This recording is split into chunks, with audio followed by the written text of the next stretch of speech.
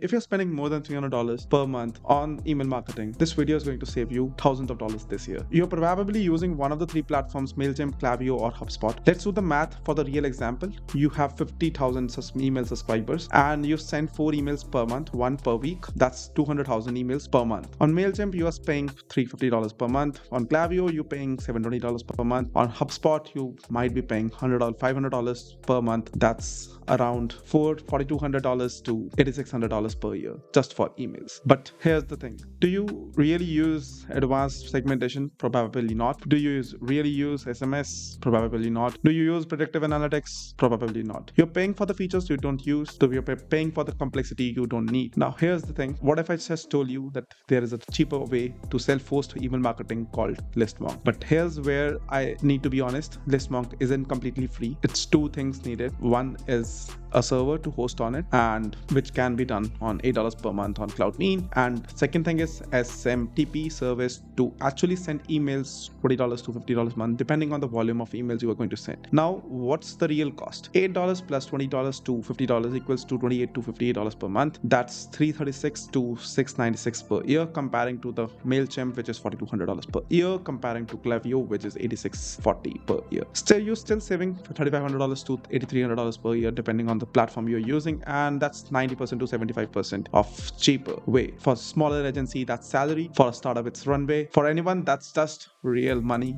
back to your pocket. The question is how? Enter Listmonk. It's an open source email marketing platform. Think MailChimp, but you can host it yourself. No perm email subscribing trap, no active profile trap, no surprise price increase. Here's what exactly you want to pay. 1. KloudBean hosting, starting from $8 per month. This is where the Listmonk lives. Your email dashboard, your subscribers management, and your automation. And second is SMTP service, which is going to cost you around $20 to $50 but depending on the volume of you send. And this is who sends the email and you choose this. So next is, if somehow you are not actually having so much of subscribers, you can actually opt for Gmail as well, so which is going to be super easy to set up and super cheap as well, which is equals to free. So let's hop onto the another costing, which is somehow you just go for the SMTP, which can be actually SES from AWS. That costs just $10 to for per 1,000 emails. For 200,000 emails, that's going to cost you $20 a month. So your minimum cost will be $28 per month with SES or Brevo, and that is going to coming up with a $336 per year. Still $3,864 cheaper than MailChimp per year. Still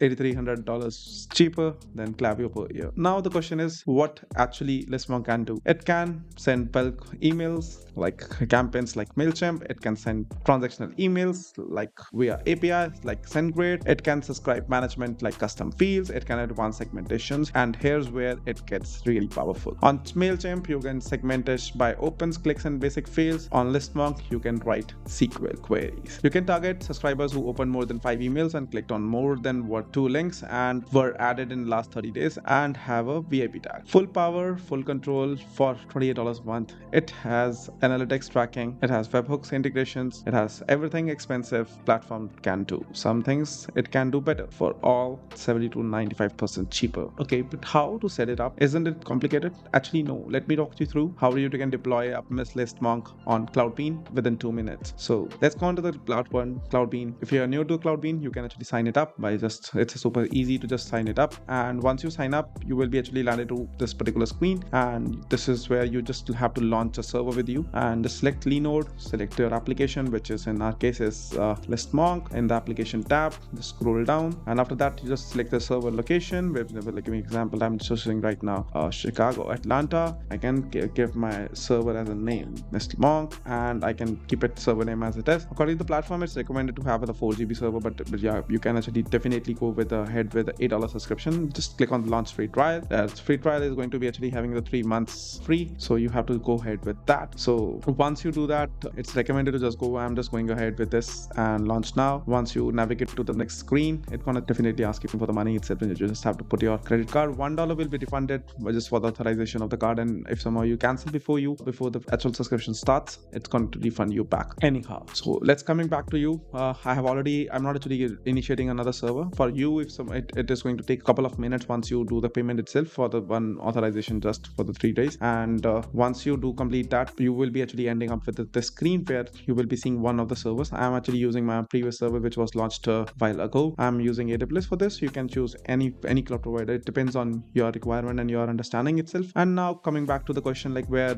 I can actually find my Listmonk. So just navigate to the tools from the header and you can see that I am having one server. I'm installing my N8N and Listmonk. This is another feature of KloudBean. You can actually have multiple tools installed on a single server. So that is where the Listmonk is. In your case, it will be one single app tool under your tools tab. So just click on it and you will be seeing these credentials. And if you want to launch your app Listmonk, all you have to do is just click on this launch application. It's gonna take you to this particular place where is your URL, which is by default coming from the KloudBean itself. If somehow you are looking forward to actually make it custom, you can actually add your custom domain name as well. It's super easy as well, and map it to your domain name. Now coming to the question, how to log in into this. So you don't have to subscribe or something. You just have your credentials here directly. You can copy and password and add in here. So just clicking on this and you just copy this email address from here. You just copy the admin password again from this and just log in. So once you log in, the admin credentials are directly available in Listmonk and within your KloudBean dashboard. And this is the main dashboard. The lists are there, the all list where you can add your multiple lists. By default, these are the two lists which actually come in by default installed. You can delete them and get rid of them, and you can add more of yours. And the next is subscribers. All the subscribers which are coming to this example are already imported, and you can import more. And at the same point of time, under campaigns, you have all campaigns option where we will learn how you can actually set it up as well. And now coming to the users, we are just by default deleting this one as well. Yeah. So coming to the question, which is once you log in into this and you just navigate to all you have to do is go into the settings itself. Once you go into the settings, you have an option of changing the name of your Listmonk installed, and you can have your logos or some of favicon if you want to white label certainly any of the features of this particular platform. And once you do that, just navigate to the SMTP, which is the main thing which we have to make it sure that you select this. And once you enter in this place, you have to select the place which you want to actually use, right? So I'm using login, so we are going to use Gmail. So just we have to select smtp.gmail.com, and it's free of cost, so that's why we are using it. And once you select Gmail from here as well, select and username and password. So coming to from where you actually going to use a username and password, you have to actually set your email. And coming into the app password, you have to go into your Gmail account and make up app password to make it work. And I'm creating one Listmonk. Might be asking multiple times password Listmonk. Yeah, so this is the password which I got from this.